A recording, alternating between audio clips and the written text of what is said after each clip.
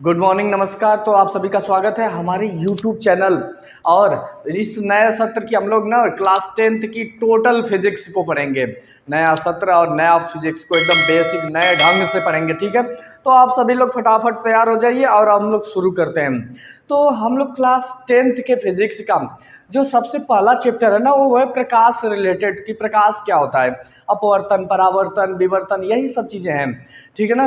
कि परावर्तन होता है तो कैसे कैसे होते हैं, किरणों के बारे में, प्रकाशिक पुंजों के बारे में और भी बहुत सी चीज़ें हैं, उनके बारे में विस्तृत अध्ययन करेंगे। तो सबसे पहले शुरुआत करते हैं प्रकाश के बारे में। और सबसे पहले यदि आपने चैनल सब्सक्राइब नहीं किया तो उसे सब्सक्राइब कर लें, क्योंकि इस पर पूरी की पूरी क्लास वीडियो पड़ेगी और पूरा बेहतरीन ढंग से डाला जाएगा, तो आपके लिए बहुत फायदेमंद होगा, ठीक है। तो अब शुरू करते हैं प्रकाश को। प्रकाश बेसिकली होता क्या है, सबसे पहले ऐसे समझते हैं। तो प्रकाश एक प्रकार की ऊर्जा होती है।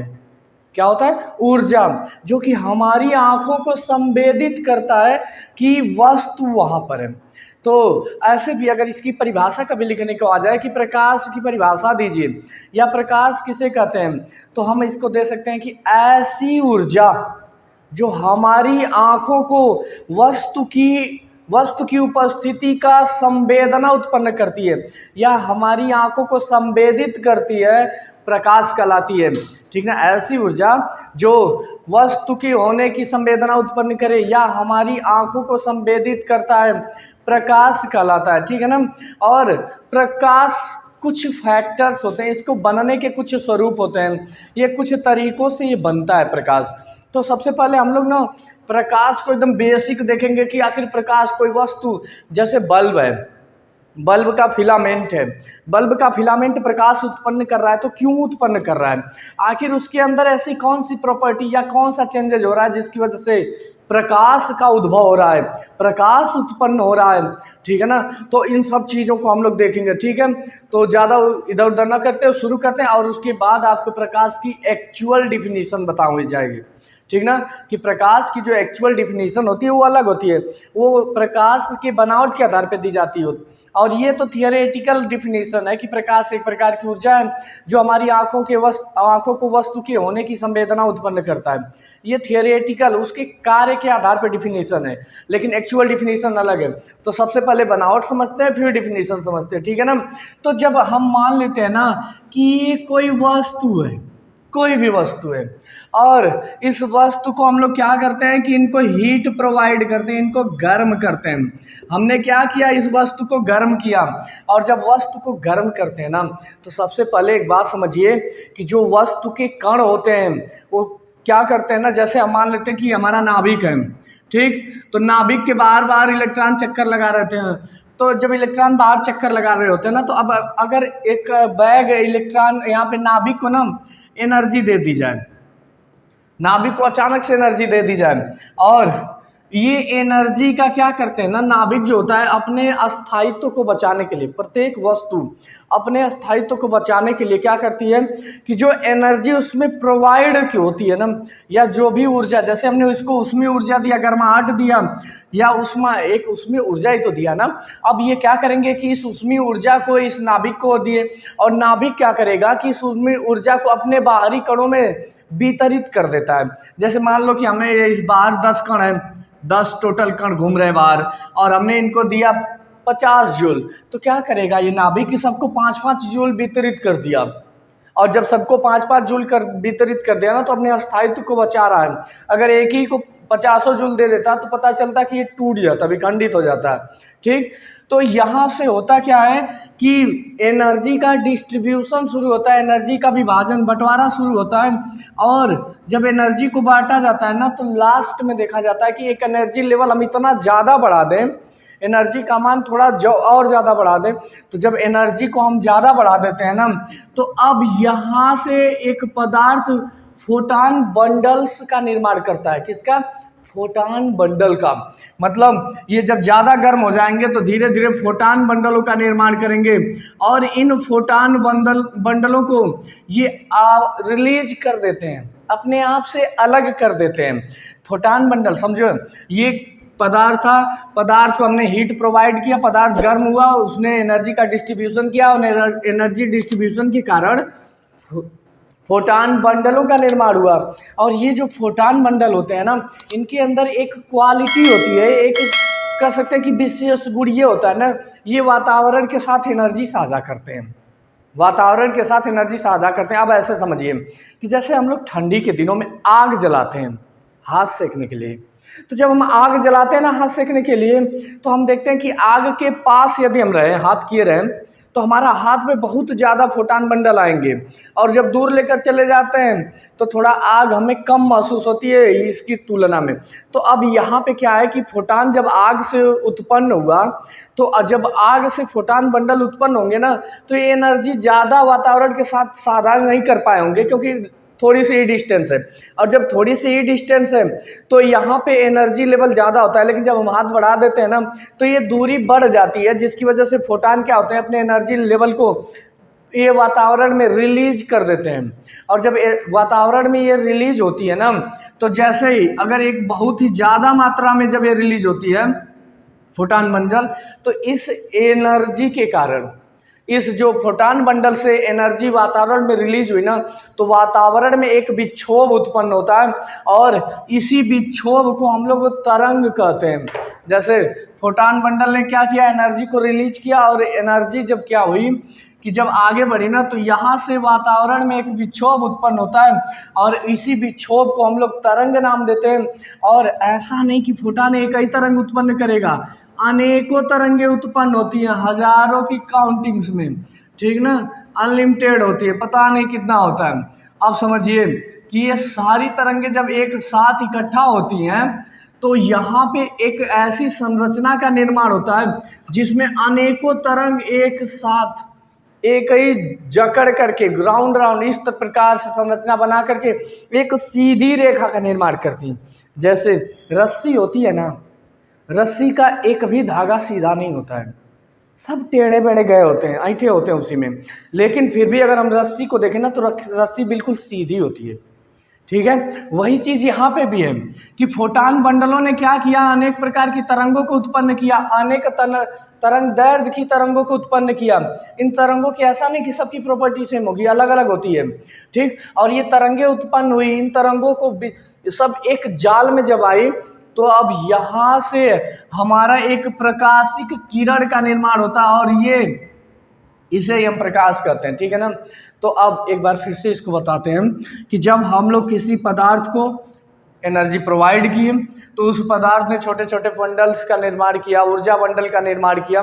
ये ऊर्जा बंडल जो थे वातावरण के साथ एनर्जी को साझा किए, वातावरण से तरंगों का निर्माण हुआ, और तरंगों का एक निश्चित समूह जो कि प्रकाश के या श्वेत धुंधिया रूप में कन्वर्ट हो गया, जिसको हम लोगों ने प्रकाश नाम दिया। क्लियर है। तो अब यहाँ से प्रकाश की रियल डिफिनीशन दी जाती है कि प्रकाश एक निश्चित तरंगों के मेल से बनता है, या फिर ऐसे कह सकते हैं कि एक निश्चित तरंगों के मेल को हम लोग प्रकाश कहते हैं। और समझो ना, अच्छा ये चीज़ें कहाँ से क्लियर होगी ये कॉन्सेप्ट, जैसे प्रिज्म होता है ना, तो प्रिज्म में जब रख दी जाती है, प्रकाश गुजारा जाता है, तो प्रिज्म इन्हीं किरणों को ना इनके तरंगदैर्घ्य के अनुसार बांट देता है।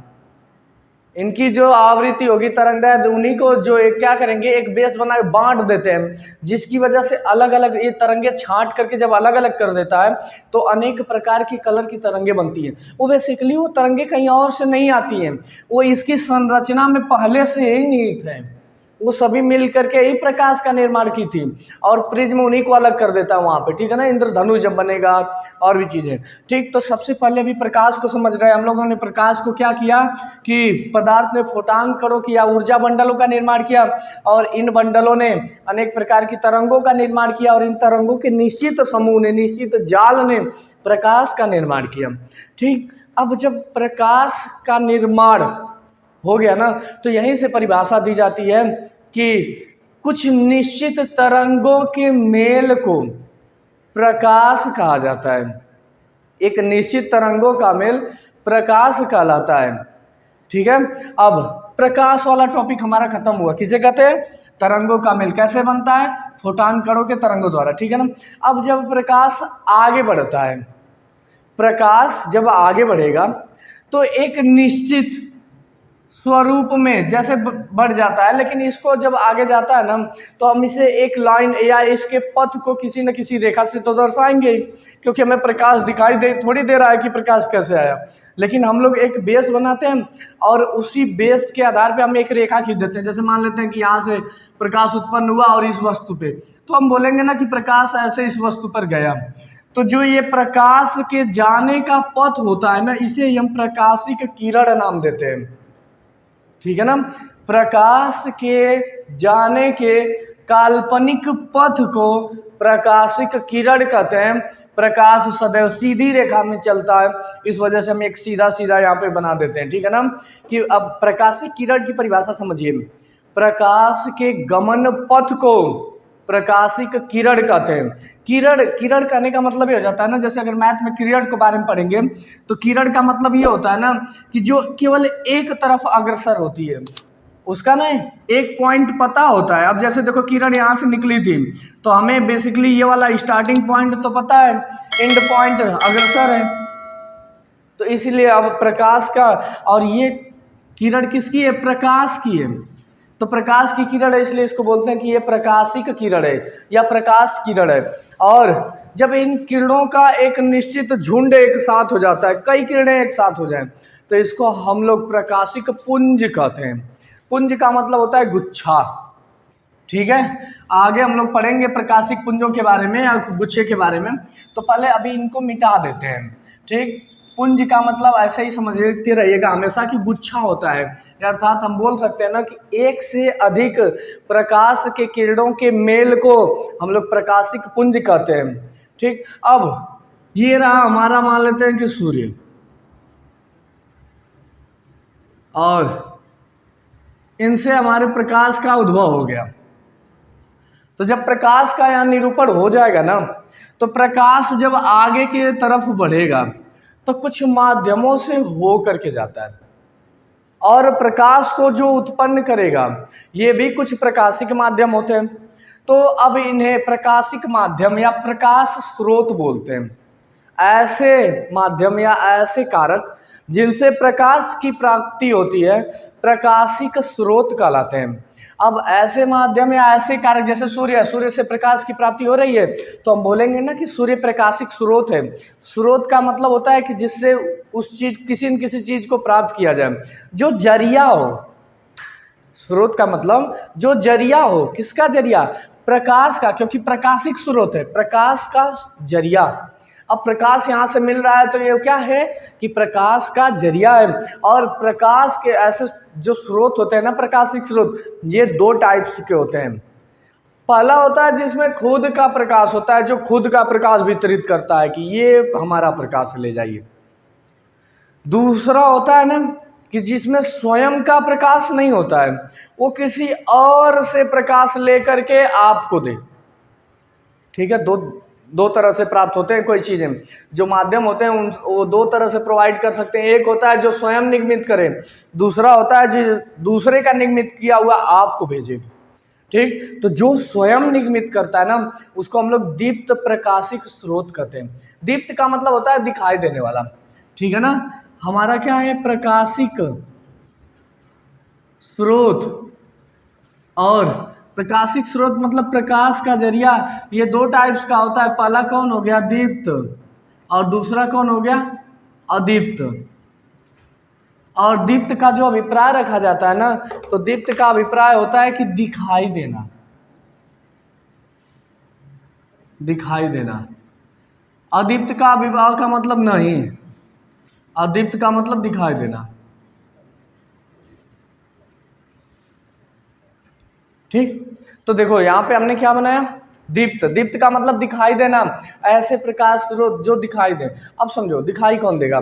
हमेशा ये कहा जाता है, ये होता है कि प्रकाश वस्तु से चलकर हमारी ओर आती है। प्रकाश जो होता है वो वस्तु से चलकर हमारी तरफ आता है, और प्रकाश उसी वस्तु से चलकर हमारी तरफ आ सकता है जिस वस्तु के पास प्रकाश हो।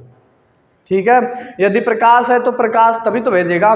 ठीक ना, तो ऐसे प्रकाशिक माध्यम या ऐसे प्रकाशिक स्रोत जिनके पास स्वयं का प्रकाश होता है दीप्त प्रकाशिक स्रोत कहलाते हैं। जैसे सूर्य, क्या हो गया? सूर्य हो गया, तारे हो गए, बल्ब हो गया, ये सब दीप्त प्रकाशिक स्रोत हैं। वहीं यदि बात करते हैं अदीप्त प्रकाशिक स्रोत की ना, तो ऐसा प्रकाशिक स्रोत जो किसी दूसरे से प्रकाश ले करके हमें प्रकाश दे, ठीक है ना। जैसे क्या होता है ना, कुछ धातुएं ऐसी होती हैं जिनमें प्रकाश डाला जाए ना तो प्रकाश को अवशोषित कर लेती हैं, और फिर उसके बाद अंधेरे में रखा जाए तो चमकती हैं। बेसिकली अब उनके पास तो प्रकाश था नहीं, उन्होंने क्या किया, दूसरे से प्रकाश लिया और उसके बाद प्रकाश दे रही हैं।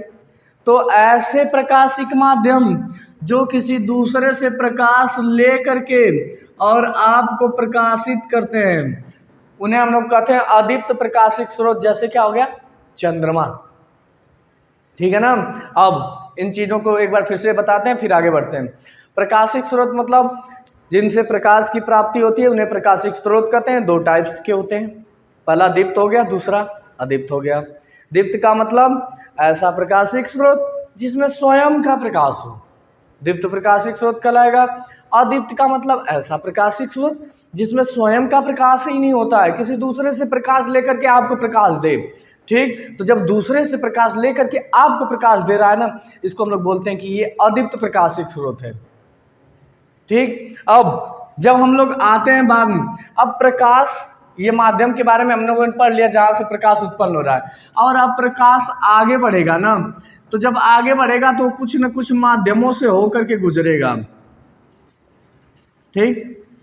प्रकाश कुछ न कुछ माध्यमों से, कुछ कारकों से होकर के गुजरेगा, और इन कारकों को हम लोग निकाय नाम देते हैं। प्रकाश जिन माध्यमों से होकर के गुजरे या जिन स्वरूपों से होकर गुजरे उन्हें कुछ न कुछ, और इनको क्या करते हैं ना, अब ये माध्यम जो होते हैं जिनसे प्रकाश होकर के गुजरता है, उन माध्यम को 3 कैटेगरी में डिवाइड किया जाता है। ऐसे स्वरूप जिनसे प्रकाश होकर के गुजरता है उनको हम लोग क्या करते हैं, 3 कैटेगरी में डिवाइड करते हैं। और जो हमारा पहला कैटेगरी है ना, माध्यम, इन माध्यमों को जिनसे प्रकाश होकर के जाएगा, सूर्य से प्रकाश है, आने लगा सूर्य से प्रकाश, तो 3 माध्यमों से होकर के गुजरेगा। पहला माध्यम हमारा आएगा कौन सा, एक आता है पारदर्शी, दूसरा आएगा अपारदर्शी, और तीसरा आता है पारभासक, ठीक है ना। पारदर्शी ट्रांसपेरेंट, और एक होता है अपारदर्शी, और एक होता है पारभासक। अब इनके बारे में समझते हैं। पारदर्शी माध्यम का मतलब ये होता है ना कि ऐसा माध्यम जिसके आर पार देखा जा सके। दर्शी, दर्शी का मतलब देखा जाए, पार का मतलब उस पार, उस साइड। ऐसा माध्यम जिसकी उस साइड भी देखा जा सके, मतलब क्या है कि उससे प्रकाश आसानी से आर पार हो जाए, ठीक है ना। तो ऐसा प्रकाशिक माध्यम जिसके उस पार या आर पार प्रकाश आसानी से गुजर जाता है, या हम कह सकते हैं ऐसा प्रकाशिक माध्यम जिसके पार प्रकाश का भाग गुजर जाए, प्रकाश आर पार हो जाए, उसे हम लोग पारदर्शी माध्यम कहते हैं, ठीक। अपारदर्शी का मतलब होता है कि ऐसा प्रकाशिक माध्यम या ऐसा माध्यम जिससे प्रकाश गुजरे ही नहीं, प्रकाश रोक दिया जाए। जैसे दीवाल हो गई, दीवाल क्या, ईंट की बनी दीवाल, दीवाल प्रकाश को जाने ही नहीं देगी, मतलब क्या है, अपारदर्शी है। पारदर्शी में यदि हम लोग देखें तो पारदर्शी में यदि स्वच्छ कांच ले लिया जाए, पारदर्शी कांच हो, स्वच्छ होना चाहिए, बिल्कुल धुंधला नहीं, ठीक है ना। ये सब स्वच्छ जल ले लिया जाए, ये सब पारदर्शी होते हैं क्योंकि उस पार देखा जा सकता है, जबकि अपारदर्शी में आर पार देखा नहीं जा सकता। ऐसा माध्यम जिसके आर पार देखा जा सके पारदर्शी कहलाता है, ऐसा माध्यम जिसके आर पार न देखा जा सके अपारदर्शी कहलाता है। दूसरा होता है पारभासक माध्यम। पारभासक वाला ही इंपॉर्टेंट है, इसको समझिएगा। ऐसा प्रकाशिक माध्यम जिसके आंशिक रूप से प्रकाश जो होता है पार चला जाए और आंशिक रूप से रोक दिया जाए, मतलब कुछ हिस्सा प्रकाश का पार चला जाए और कुछ हिस्सा रोक दिया जाए, उसे हम लोग कहते हैं पारभासक माध्यम। प्रकाश का वह माध्यम या प्रकाशिक पथ या प्रकाशिक गमन पथ के वह माध्यम जिनसे होकर के प्रकाश का कुछ हिस्सा पार चला जाता है तथा आंशिक रूप से कुछ हिस्सा रोक दिया जाता है, उसे हम लोग पारभासक माध्यम कहते हैं। अच्छा, ऐसा ही समझो, बहुत इजी वे में क्लास में पढ़ने वाले बच्चे जो होते हैं ना, वो 3 टाइप के होते हैं। कुछ बच्चे होते हैं जो पढ़ने में बहुत बेहतरीन होते हैं, कुछ होते हैं जो बिल्कुल पढ़ते ही नहीं हैं, ठीक। और कुछ बच्चे ऐसे होते हैं जो पढ़ते भी हैं और नहीं भी पढ़ते हैं। तो यहाँ पे ना वही चीज़ें आ रही हैं जो बहुत बेहतरीन है, मतलब जिससे प्रकाश खूब आसानी से गुजर जाए, वो पारदर्शी।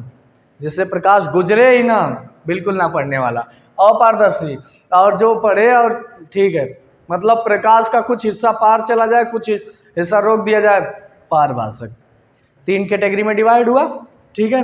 अब आते हैं अपने प्रकाश, जब हमारा माध्यम के बारे में पढ़ लिया हमने, स्रोत के बारे में पढ़ लिया, प्रकाशिक माध्यम। अब उसके बाद जब ये प्रकाश चलता है ना, तो एक रूप में नहीं, हमने बताया था आपको प्रकाशिक किरण, प्रकाश के गमन पथ को प्रकाशिक किरण कहते हैं और प्रकाश किरणों के समूह को प्रकाशिक पुंज कहते हैं। प्रकाश किरणों के समूह को हम लोग क्या कहते हैं?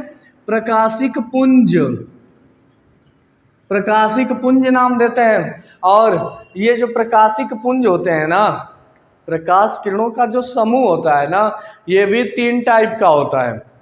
समझे कि प्रकाश किरणें जो चल रही थी, ठीक है, तो ये पुंज गुच्छे में चल रही थी, और ये पुंज 3 कैटेगरी में होता है। पहला होता है अभिसारी, दूसरा होता है अपसारी, और तीसरा होता है हमारा समांतर। अभिसारी प्रकाश पुंज, अपसारी प्रकाश पुंज और समांतर प्रकाश पुंज। अभिसारी प्रकाश पुंज का मतलब होता है ना कि ऐसा प्रकाश पुंज, ऐसे प्रकाशिक पुंज या प्रकाशिक किरणों का वह समूह, पुंज का मतलब समूह है, प्रकाशिक किरणों का वह समूह जिसमें सभी प्रकाशिक किरणें किसी एक बिंदु पर अभिसरित हो रही हो, एकत्रित हो रही हो, एक बिंदु पर आती हुई प्रतीत हो रही हो, उसको हम लोग कहते हैं अभिसारी प्रकाशिक पुंज। ऐसा प्रकाशिक पुंज जिसमें क्या हो कि सभी किरणें एक ही बिंदु पर आती हुई प्रतीत हो, उसे हम लोग कहते हैं अभिसारी प्रकाशिक पुंज। अगर अभिसारी का मतलब होता है ना अभिसरण, अभिसरण वर्ड से अभिसारी बना है, और अभिसरण का मतलब होता है कि इकट्ठा होना, एक ही बिंदु पर इकट्ठा हो रही हो, केंद्रित होना। अगर ये केंद्रित हो रही है ना, इसको हम अगर केंद्र समझें और ये केंद्रित हो रही है, तो इसको हम लोग बोलेंगे कि ये अभिसारी प्रकाशिक पुंज है, क्योंकि ये क्या हो रहा है, किसी एक ही बिंदु पर इकट्ठा हो रही है, ठीक है ना। जो दूसरा होता है हमारा अपसारी प्रकाशिक पुंज होता है, ऐसा प्रकाशिक पुंज जो जिनसे ऐसा प्रतीत हो कि किरणें एक दूसरे से दूर फैल रही हो, अपसरित हो रही हो, पसर रही हो। अपसरी, अपसरण बोला जाता है ना, तो अपसरण का मतलब होता है ना कि दूर हटना, अभिसरण का मतलब होता है इकट्ठा होना, अपसरण का मतलब होता है दूर हटना, ठीक है ना। अरे हटा दो तो वैसे ही हो गया पसारी, पसारी, ठीक है ना, पसरने वाली, फैलने वाली, ठीक है। तो ऐसी प्रकाशिक किरणें जो एक दूसरे से दूर हट रही हो, फैल रही हो, उन्हें हम लोग क्या कहते हैं? अपसारी प्रकाशिक पुंज। जो इकट्ठा हो रही थी अभिसारी, जो दूर हो रही है अपसारी। इकट्ठा हो रही हो तो अभिसारी और दूर हो रही हो तो अपसारी। समांतर प्रकाशिक पुंज का मतलब होता है ना कि ऐसी प्रकाशिक किरणें जिनमें सभी किरणें एक दूसरे के समांतर होती हैं तथा इनकी दिशा भी समान होती है। ऐसा प्रकाशिक पुंज जिसमें सभी प्रकाशिक किरणें एक दूसरे के समांतर होती हैं तथा इनकी दिशा भी समान होती है, इसको हम लोग कहते हैं समांतर प्रकाशिक पुंज, ठीक है ना। तो हमने आपको प्रकाशिक पुंज के बारे में बताया, प्रकाश चलता है समूह में, और उसके बाद क्या हो रहा है? अभिसारी, अपसारी, समांतर, ठीक है। तो प्रकाश अभिसारी का मतलब एक ही बिंदु पर इकट्ठा होना, अपसारी का मतलब होता है कि एक बिंदु से दूर हटना, समांतर का मतलब होता है कि एकदम इक्वल चलना, न दूर न पास, ठीक है। ये सारी 3 चीजें होती हैं प्रकाशिक पुंजों के बारे में, इसको नोट कर लो, ठीक है बच्चों। तो ये आज का टॉपिक था, थोड़ा सा प्रकाश के बारे में हम लोग पढ़ा, प्रकाशिक स्रोत के बारे में पढ़ा, प्रकाशिक माध्यमों के बारे में पढ़ा, प्रकाशिक पुंजों के बारे में पढ़ा, ठीक है ना। ये प्रकाश का बैकअप होता है, और हम लोग ना अब आगे जो पढ़ेंगे, अब उसमें हम लोग आपतित किरण, परावर्तित किरण, ये सारी चीज़ों की भी डिफिनीशन विधिवत पढ़ेंगे। ठीक है, तो उम्मीद है कि ये सारी वीडियो अच्छी लगी होगी, और अच्छी लगी हो ना तो सब्सक्राइब जरूर करें और लाइक शेयर जरूर करते रहिए। ठीक है, तो मिलते हैं अगले वीडियो में। धन्यवाद, आज के लिए इतना ही।